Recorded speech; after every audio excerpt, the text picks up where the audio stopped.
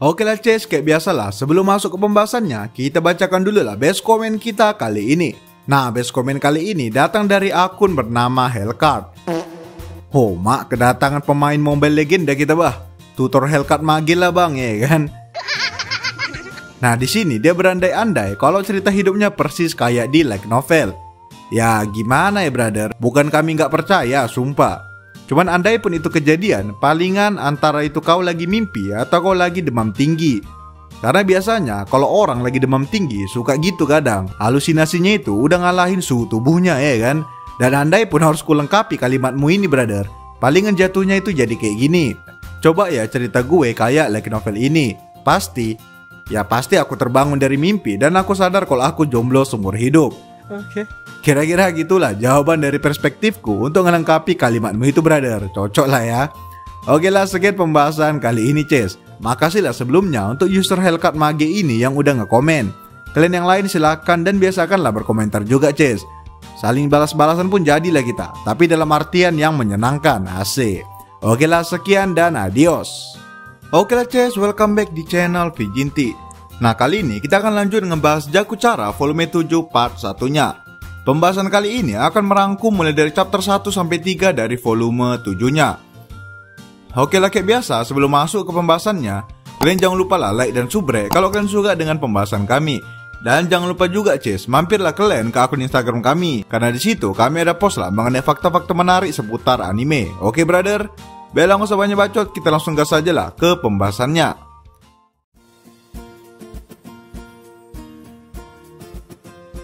Nah, di part sebelumnya itu Ces, kita diceritakan mengenai Mimimi yang akhirnya mengakui perasaannya kepada Tomojaki. Ya biarpun ngasih taunya itu nggak secara langsung, tapi pakai kalimat-kalimat sulit. Ya harap maklum lah ya Ces, gimana pun like novel ini ada genre dramanya, dan dramanya itu cukup kuat. Jadi wajar lah banyak dialog ataupun keterangan yang menggunakan kalimat-kalimat permisalan. Dan dengan pengakuan cinta dari Mimimi waktu itu, otomatislah si Tomojaki ini langsung ditempatkan di posisi yang harus memilih Ces. Apakah ia harus menerima cintanya Mimimi atau mungkin ia punya orang lain yang ada di hatinya. Jadi ya kita tunggu aja lah gimana keputusan si Tomojaki ini Ces. Oke lah, sekian ringkasan singkat mengenai apa yang terjadi terakhir di part sebelumnya. Sekarang kita langsung masuk aja lah ke chapter 1-nya.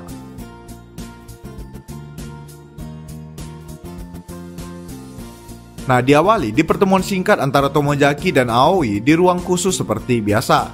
Nah, diskusi kali ini mengenai tugas yang diberikan Aoi kepada Tomojaki jauh-jauh hari sebelumnya. Tugasnya yaitu Tomojaki harus bisa memilih 2 orang gadis yang ingin ia kencani. Nah, setelah mendengar tugas tersebut keluar lagi dari mulut Aoi, seketika Tomojaki pun langsung terdiam. Ya, cemana gak terdiam ya kan Ces? Udahlah, baru-baru ini dia ditembak sama gadis kedua terpopuler di sekolahnya. Sekarang tiba-tiba ia diingati lagi sama tugasnya yang dimana cukup relate lah dengan kejadian tersebut. Tomojaki merasa seakan ini semua sudah dirancang agar ia segera berpacaran entah dengan siapapun itu. Nah, namun Ces, di sini Aoi memperhatikan gelagat Tomojaki yang seakan belum menemukan jawaban atas tugasnya tersebut. Aoi pun spontan bertanya apa yang sedang dipikirkan Tomojaki. Tomojaki pun segera menjawab kalau ia masih kebingungan dengan semua hal-hal mengenai perasaan cinta seperti sekarang. Tomojaki emang udah sadar kalau akhir-akhir ini ia sudah sangat bertumbuh. Skill sosialnya bertumbuh, tingkat kepercayaan dirinya bertumbuh, gaya dan penampilannya juga bertumbuh lah Ces. Nah, namun kalau urusan cinta, si Tomojaki ini belum belajar apa-apa. Itulah sebabnya Aoi waktu itu memberikan tugas itu kepada Tomojaki, karena ia sadar kalau kekurangan Tomojaki yang sekarang ialah perasaan hatinya. Dan cara terbaik untuk mempelajari kekurangan tersebut ialah berhubungan langsung dengan seseorang dan merasakan cinta. Nah, jadi wajarlah si Tomojaki ini agak kesusahan dengan tugas kali ini Ces. Namun di sini Tomojaki tidak ingin mundur. Ia langsung bertanya balik kepada Aoi mengenai apa arti cinta yang sebenarnya.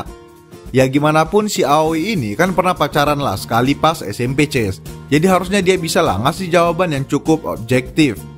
Nah, mendengar serangan balik yang diarahkan kepadanya, Aoi pun sontak kaget dan berpikir sejenak.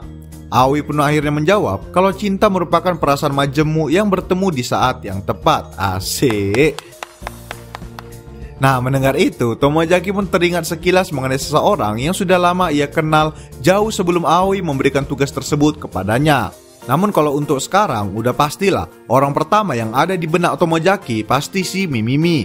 Karena ya dia baru aja ngakui perasaannya ya kan. Dan cukup bullshit lah kalau si Tomojaki ini nggak tertarik sedikit pun dengan cewek sekelas Mimimi.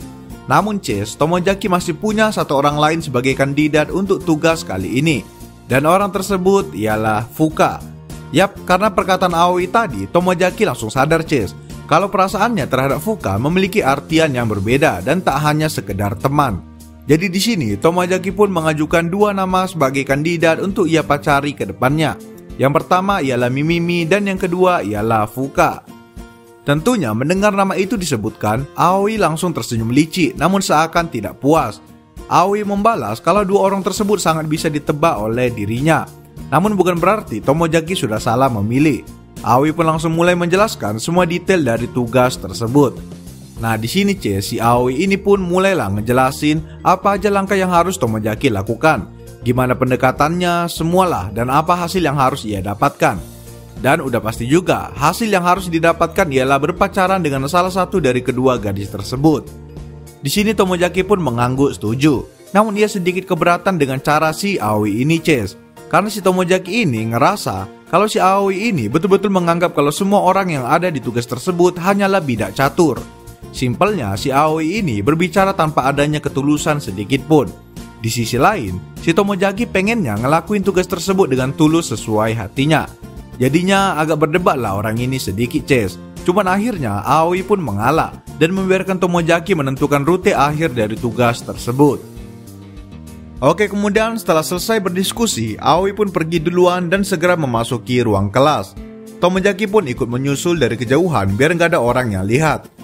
Nah, tak lama kemudian Tomojaki tiba di depan pintu kelas. Dengan gugup, ia langsung membayangkan gimana ia bisa menatap wajah Mimimi lagi setelah kejadian waktu itu. Nah, dengan bermodal nekat, Tomojaki pun menerobos masuk ke kelas dan langsung dihadapkan dengan Mimimi yang sedang asik berbicara dengan Aoi dan Tama. Yap, tatapan orang ini langsung jumpa lah Jess, dan otomatis langsung canggung lah ya kan. Saling tatap-tatapan, ngeblus, pipi merah, terus buang muka lah satu sama lain. Ya udah tau lah kalian Jess. Nah gitulah keadaan yang menggambarkan situasi hubungan Tomojaki dan Mimimi sekarang. Mereka hampir gak ada ngobrol sedikit pun mulai dari awal masuk kelas. Dan ya itu membuktikan kalau Tomojaki gak salah paham waktu itu mengenai perasaan Mimimi terhadap dirinya. Oke, kemudian dilanjutkan setelah jam istirahat pertama berlangsung. Nah di sini Tomojaki memutuskan untuk pergi ke perpustakaan menjumpai Fuka Chase. Ya apalagi lah kalau bukan untuk memulai misi akhirnya. Tomojaki ingin bertanya-tanya mengenai percintaan kepada Fuka yang dimana tentunya bisa menjadi clue ataupun petunjuk dalam mengajak Fuka kencan nantinya. Nah sesampainya di perpustakaan, seperti biasa Fuka udah menunggu sambil duduk manis di sana. Kedatangan Tomojaki pun segera disadari Fuka dan langsung membuatnya bangkit berdiri. Wajah Fuka yang lembut dan manis segera cerah melihat sosok Tomojaki yang datang. Nah Tomojaki melihat itu langsung tersadar dalam hatinya Chase. Sosok Fuka yang seperti itu memang sudah ciri khasnya. Dan ya entah kenapa itu sedikit kena lah ke perasaan si Tomojaki ini. Tapi santailah, aku belum bilang kalau si Fuka ini yang akan menang nantinya ya Chase. Jadi slow aja lah Glenn, si Mimimi masih punya kesempatan, oke? Nah gak mau lama-lama, setelah basa-basi singkat, si Tomojaki ini pun langsung nanya semua hal-hal yang berbau romantis kepada Fuka. Dan akhirnya Tomojaki mendapatkan jawaban kalau si Fuka ini Chase tipe cewek yang memandang cinta itu dari kebutuhan. Simpelnya, jika ia berpacaran sama orang, maka ia tentu udah sadar apa yang ia butuhkan dari hubungan tersebut. Entah itu hanya status doang, atau mungkin kasih sayang, ataupun pengakuan. Singkatnya, si Fuka ini Chase merupakan tipe cewek yang memikirkan semuanya dengan detail lah. Nah kemudian setelah mendapatkan jawaban tersebut, Tomojaki pun puas dan mulai tercerahkan. Ia pun segera lanjut ke target keduanya. Yap, dilanjutkan di sini pada saat jam istirahat kedua. Nah, saat Tomojaki ingin bangkit berdiri dari tempat duduknya, tiba-tiba Takahiro mengajak Tomojaki untuk makan bersama fraksi Suji. Namun entah kenapa, dari gelagatnya, si Takahiro ini kayak udah tahulah kalau Tomojaki sedang merencanakan sesuatu. Nah, setelah mereka tiba di kantin, Takahiro entah kenapa tiba-tiba mengajak kelompok Aoi dan kawan-kawan untuk ikut makan bersama juga. Dan tentu aja lah Cis, di kelompok tersebut udah pasti ada Mimimi, yang dimana membuat jantung Tomojaki mulai dipompa lah ya kan. Nah namun Tomojaki lagi-lagi gak mau mundur. Dia sadar kalau ini bisa dikatakan kesempatan emas yang telah dibantu oleh Takahiro. Mereka pun makan siang bersama dalam kelompok yang besar di kantin. Nah, awalnya percakapan berjalan dengan lancar. Kayak biasalah, Takahiro dan Aoi, sang pemegang hierarki tertinggi, dapat menguasai dan mengontrol suasana hati di kelompok tersebut. Namun di sisi lain, Tomojaki yang kebetulan duduk di dekat Mimimi hanya bisa saling terdiam dengan canggung. Di sini, Mimimi juga merasakan canggung yang luar biasa setiap kali bertukar mata dengan Tomojaki. Nah, namun tiba-tiba, lagi-lagi Takahiro memecah suasana dengan bertanya soal percintaan kepada mereka semua. Ya, bisa kita bilang lah, si Takahiro ini kayak naruh pancingan gitulah, Cis, biar dia tahu siapa yang sedang diincar oleh Tomojaki. Dan tentu saja, para gadis pun mulai bersemangat begitu topik percintaan dikeluarkan. Nah, di sini Aoi selaku pemberi tugas kepada Tomojaki mulai ikut-ikutan juga memberikan umpan agar Tomojaki dapat melakukan tugasnya. Aoi pun bertanya di depan semua orang apakah Tomojaki sudah memiliki target percintaan. Nah, udah pastilah si Tomojaki ini terdiam setengah mati. Namun, berkat reputasi baik yang dibangunnya selama pelatihan dengan Aoi, semua orang di kelompok tersebut hanya tertawa. Nah, kemudian sekarang giliran Takahiro lah yang melempar umpan kepada Mimimi. Pertanyaan yang sama diberikan kepada Mimimi. Nah, di sini Tomojaki awalnya tidak khawatir karena ia sadar kalau skill komunikasi milik Mimimi sangat jauh di atasnya. Namun seketika semua itu runtuh lah, Cis. Ya cemana lah, kalau orang udah jatuh cinta, seketika IQ pun jadi jatuh, ya kan? Mimimi di sini hanya terdiam memerah sambil panik karena tidak bisa merespon dengan baik. Semua orang yang ada di kelompok tersebut pun langsung tahu kalau Mimimi sedang ada masalah percintaan. Tomojaki yang melihat itu pun seketika pasrah karena harapan terakhirnya agar tidak ketahuan sudah sirna, Cis. Oke lah, sekian dari chapter 1-nya. Sekarang kita langsung masuk aja lah, Cis, ke chapter 2-nya.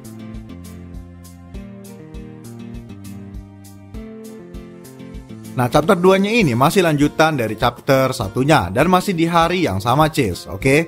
Nah, setelah mendapatkan jawaban yang dirasanya puas dari Fuka, tujuan kedatangan Tomojaki kali ini ialah ingin memberikan pendapat mengenai naskah yang dibuat Fuka. Nah, kalau kalian lupa, Cis, ku ingatin sedikit lah. Jadi kan sekarang di sekolah orang ini sedang mau mengadakan festival sekolah gitulah. Di pembahasan-pembahasan sebelumnya, karena tugas yang diberikan Aoi, akhirnya Tomojaki berhasil mendapatkan posisi sebagai panitia penanggung jawab kelas dan memberikan ide-idenya di depan kelas. Nah, salah satu idenya yaitu membuat panggung pertunjukan drama. Dan waktu itu, Tomojaki menunjuk Fuka sebagai si pembuat naskah. Ya, barusan sekedar mengingatkan aja lah, Cis, siapa tahu kalian udah lupa, ya kan? Oke lah, lanjut. Nah, sebelumnya Tomojaki udah ngebaca naskah yang diberikan si Fuka. Jadi pertemuan kali ini ia ingin langsung memberikan pendapatnya.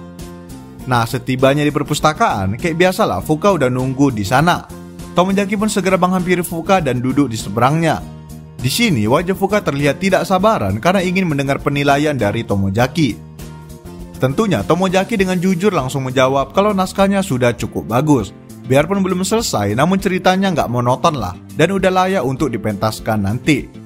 Nah, mendengar penilaian positif dari Tomojaki, Fuka pun melompat kegirangan dalam hatinya yang terlihat sangat jelas dari raut wajahnya.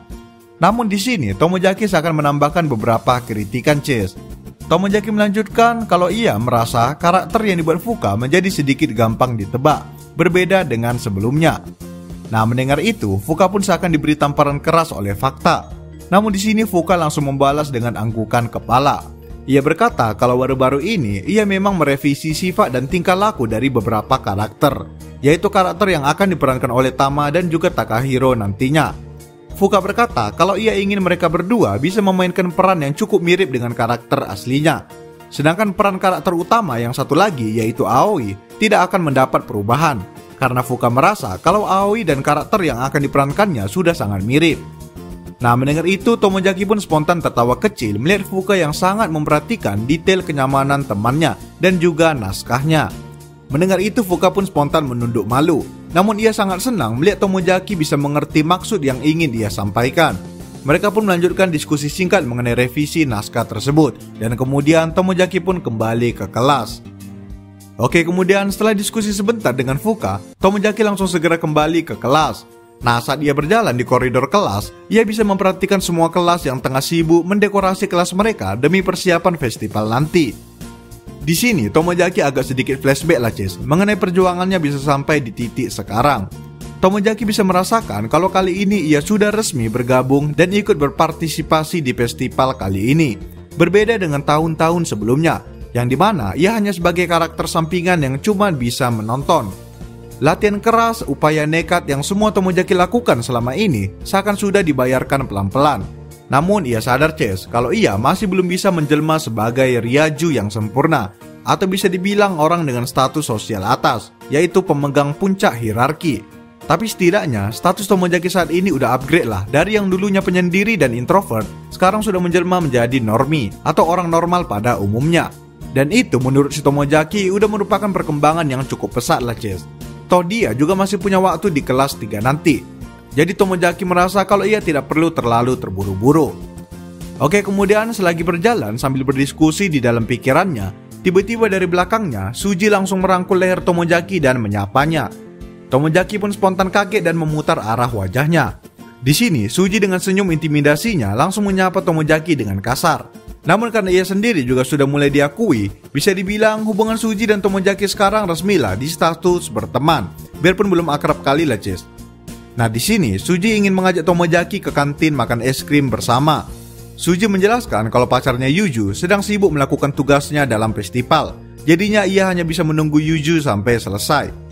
Tomojaki pun mengangguk mengerti dan mengikuti ajakan Suji. Tentu saja, Tomojaki di sini merasa kalau ia bisa mendapatkan beberapa pencerahan dari Suji sebagai orang yang sudah punya pacar. Mereka pun segera pergi ke kantin, duduk di salah satu meja dan memesan es krim. Nah awalnya situasi cukup canggung lah Gak ada topi yang dikeluarkan satupun dan Suji asik bermain handphonenya. Namun Tomojaki tidak ingin melewatkan kesempatan tersebut. Ia langsung bertanya kepada Suji mengapa waktu itu ia memutuskan untuk memilih Yuzu padahal banyak gadis lain yang ingin berpacaran dengannya. Nah Suji yang dari tadi asik bermain dengan handphonenya tiba-tiba berhenti dan menatap Tomojaki dengan tajam. Tomojaki di sini mulai sedikit panik Namun kemudian tatapan Suji mulai mengendur dan ia pun mulai menjawab. Ia berkata kalau perasaannya kepada Yuzu berbeda dari gadis lain. Bisa dibilang cukup adalah kesan memori yang hanya ia dapatkan dengan Yuzu seorang.